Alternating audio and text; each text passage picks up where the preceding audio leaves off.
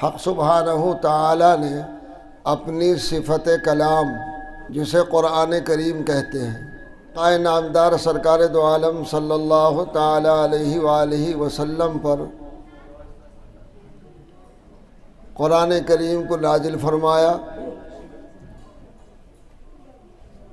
اور اس کو کلام الہی کہا جاتا ہے۔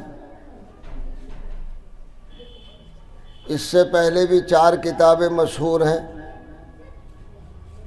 توریت، انجیل، زبور اور چوتھے قرآن کریم، اور اس کے علاوہ بہت سارے صحیفے بھی اللہ تبارک و تعالی نے اپنے انبیاء اکرام پر نازل کیے ہیں۔ تو جتنے بھی صحائف یا کتابیں نازل ہوئی ہیں قرآن کریم کے علاوہ وہ سب احکام الہی ہیں، اور قرآن کریم جو ہے وہ کلام الہی ہے۔ کلام الہی کا مطلب کیا ہے؟ کلام الہی کا مطلب یہ ہے کہ اللہ کی صفت کلام جو ہے اس سے نکلا ہوا ہے، اور یہ ایسا زندہ معجزہ ہے جو دنیا میں قیامت تک، دنیا میں اور قیامت کے بعد آخرت میں بھی باقی رہے گا۔ اللہ نے یہ ایسا معجزہ اس امت کو عطا کیا ہے کہ دنیا کے کسی مذہب کے اندر ایسی کوئی کتاب اس سے پہلے نازل نہیں کی گئی۔ قرآن وہ واحد کلام ہے جس کے بارے میں اللہ تبارک و تعالی نے فرمایا کہ ہم نے اسے نازل کیا ہے، ہم اس کی حفاظت کریں گے، اور اس کی حفاظت کے لیے اللہ تبارک و تعالی نے آپ کو اور ہمیں منتخب کیا ہے۔ یہ اللہ کے کرم کی بات ہے کہ حفاظت قرآن کے لیے اللہ نے ہمیں اور آپ کو منتخب کر لیا اور اس دولت کو ہمارے سینوں کے اندر اتار دیا۔ قرآن کریم وہ واحد کتاب ہے جس کے یاد کرنے والے دنیا کے اندر لاکھوں کی تعداد میں نہیں بلکہ لاکھوں سے بھی کہیں زیادہ بڑھ کر ہیں۔ قرآن کریم کے حافظ جس تعداد میں دنیا میں پائے جاتے ہیں، دنیا کے کسی مذہب کی کوئی کتاب، چاہے وہ منزل من اللہ ہو یا دوسرے مذاہب جن کی کتابیں کہی جاتی ہے دھارمک، ان کا کوئی بھی ایک حافظ آپ کو نظر نہیں آئے گا۔ یہ قرآن کا مقام ہے کہ اللہ نے قرآن کریم کو یاد کرنے کے لیے، سمجھنے کے لیے، پڑھنے کے لیے آسان فرما دیا۔ جب یاد کرتے ہیں تو یہ یاد ہو جاتا ہے۔ دنیا کی کوئی بھی بڑی سے بڑی کتاب آپ 1 مرتبہ پڑھ لو، 2 مرتبہ پڑھ لو گے، تیسری مرتبہ پڑھنے کو جی نہیں چاہے گا، لیکن قرآن کا کمال یہ ہے کہ اسے آپ بار بار پڑھیے، بار بار پڑھیے، اور جتنا زیادہ پڑھیں گے اتنا زیادہ شوق پیدا ہوتا ہے۔ قرآن کا عجیب ایک خاصہ یہ بھی ہے کہ قرآن کریم کو جتنا آدمی پڑھتا ہے، اس کے قریب آتا ہے، یہ اس کے قریب زیادہ دوڑ کر جاتا ہے، اور جو اس سے لاپرواہی برتتا ہے تو قرآن بھی اس سے لاپرواہ ہو جاتا ہے۔ آپ نے دیکھا ہوگا بہت سارے حافظ ایسے ہیں جنہوں نے قرآن کو بھلا دیا، یاد نہیں رہا۔ جو لوگ، جن حفاظ نے قرآن کریم کو یاد رکھا اور پڑھتے رہے، تلاوت کرتے رہے، اور قرآن میں خود حکم ہے، پڑھنے کا حکم ہے۔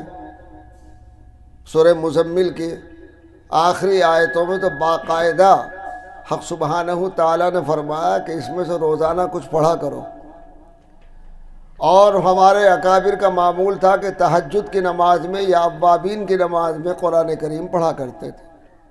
اب بھی ایسے لوگ موجود ہیں جو مغرب کے بعد اوابین کی نماز میں روزانہ 1 سپارہ پڑھتے ہیں، تو جو اس قسم کا معمول بنا لیتے ہیں قرآن کریم وہ کبھی نہیں بھولتے، ہمیشہ یاد رہتا ہے ان کو، چونکہ معمول جب بنا لیا پڑھنے کا تو وہ یاد رہے گا۔ کچھ حافظ ایسے ہیں جو رمضانی ہوتے ہیں، دن بھر رمضان میں یاد کیا اور رات کو سنا دیا، اس کے بعد سال بھر تک قرآن کریم اٹھا کر نہیں دیکھتے۔ کچھ ایسے ہیں کہ نہ رمضان میں یاد کرتے ہیں نہ غیر رمضان میں، قرآن سے بالکل علیحدہ ہو گئے۔ بہرکیف قرآن وہ واحد کلام ہے کہ جس کے پڑھنے والے دنیا میں، بلکہ یوں کہا کرتے تھے ہمارے اساتذہ میں سے حضرت مولانا سید طاہر حسن صاحب ابروہوی، کہ 24 گھنٹے میں جتنی مرتبہ قرآن کی تلاوت دنیا بھر میں ہوتی ہے، سال بھر میں بھی اتنی مرتبہ کسی مذہب کی کوئی کتاب نہیں پڑھی جا سکتی۔ 24 گھنٹے کے اندر قرآن کریم کو آپ دیکھیں تو پوری دنیا کا اگر آپ جائزہ لیں، ریسرچ کریں، بلکہ ریسرچ آ چکا کہ کوئی منٹ کوئی سیکنڈ ایسا خالی نہیں جاتا جس میں قرآن کی تلاوت روئے زمین پر نہ ہو رہی۔ مدرسوں میں پڑھنے والے، گھروں میں پڑھنے والے، نمازوں میں پڑھنے والے، اور دن اور رات کا نظام جس طرح دنیا میں آگے پیچھے چل رہا ہے اسی طرح قرآن کریم پڑھنے کا چل رہا ہے۔ تو 24 گھنٹے کے اندر کوئی منٹ کوئی سیکنڈ ایسا خالی نہیں جاتا جس میں قرآن کی تلاوت نہ ہو رہی۔ یہ آج ریسرچ سے ثابت ہو چکا۔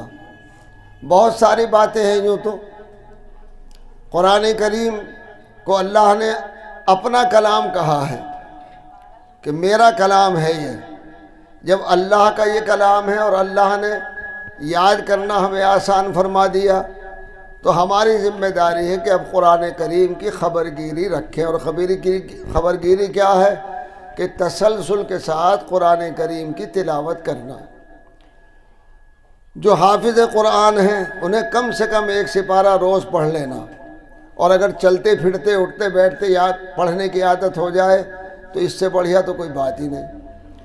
اور مدرسے کے اندر جو بچے پڑھ رہے ہیں، آپ حضرات کو اللہ نے اس کے لیے منتخب کیا ہے۔ آپ نے نہیں کہا تھا اللہ سے کہ ہمیں قرآن کے یاد کرنے کے لیے، حفظ کرنے کے لیے منتخب کر لیجئے، بلکہ اللہ نے بہت سارے بچوں میں سے نکال کر آپ کو قرآن کریم کے لیے منتخب کیا ہے، تو اللہ کا شکر ادا کرنا چاہیے۔ محنت کرنا، قرآن کریم کو صحیح پڑھنے کی کوشش کرنا۔ حدیث کے اندر ہے کلکم رائن و کلکم مسئولون عن رعیتہ، تم میں سے ہر شخص ذمہ دار ہے اور ہر ذمہ دار سے اس کے متعلق سوال ہوگا۔ قرآن پڑھنے والوں سے، پڑھانے والوں سے بھی آخرت میں سوال ہوگا۔ اگر بچوں نے قرآن غلط پڑھا ہے تب اس کے بارے میں بھی آخرت میں سوال ہوگا۔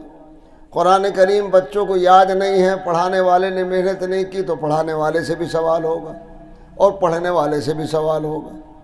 تو اس وقت میں ہم جواب دہ ہوں تو اس کے لیے ضروری ہے کہ پوری توجہ کے ساتھ پڑھانے والے بھی اور پوری توجہ کے ساتھ پڑھنے والے بھی تیار ہوں۔ تجربے کی بات یہ ہے کہ عام طور سے وہ بچے جو پڑھنے کے زمانے میں آموختہ اپنا یاد رکھتے ہیں، سپارے انہیں یاد ہوتے ہیں، تو جس سال ان کا پورا ہوتا ہے اسی سال سنا لیتے ہیں اور انہیں پھر وہ زندگی بھر یاد بھی رہتا ہے۔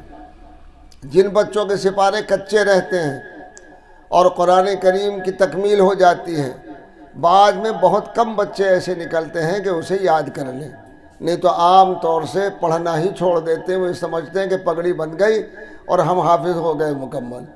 قرآن کریم پہ تو مستقل محنت کی ضرورت ہوتی ہے، اور جب قرآن کریم پر مستقل دل جمعی کے ساتھ محنت ہوگی تو انشاءاللہ اللہ تبارک و تعالی اسے ہمارے سینے میں محفوظ فرما دیں گے۔ مدرسے والے، ذمہ دار، پڑھنے والے، پڑھانے والے، سب سے اللہ کے ہاں سوال ہوگا۔ مدرسہ قائم کیا، اللہ نے یہ موقع ہمیں عنایت کیا، اس موقع سے فائدہ اٹھانا چاہیے اور قرآن کریم کو صحیح تلفظ کے ساتھ پڑھنے کی، پڑھانے کی کوشش کرنا چاہیے۔ اللہ تبارک و تعالی ہم سب کو قبول فرما لے اور آخرت میں ہمارے لیے ذریعہ نجات بنا دے۔ وآخر دعوانا الحمدللہ رب العالمین۔ دعا بھی کرنا۔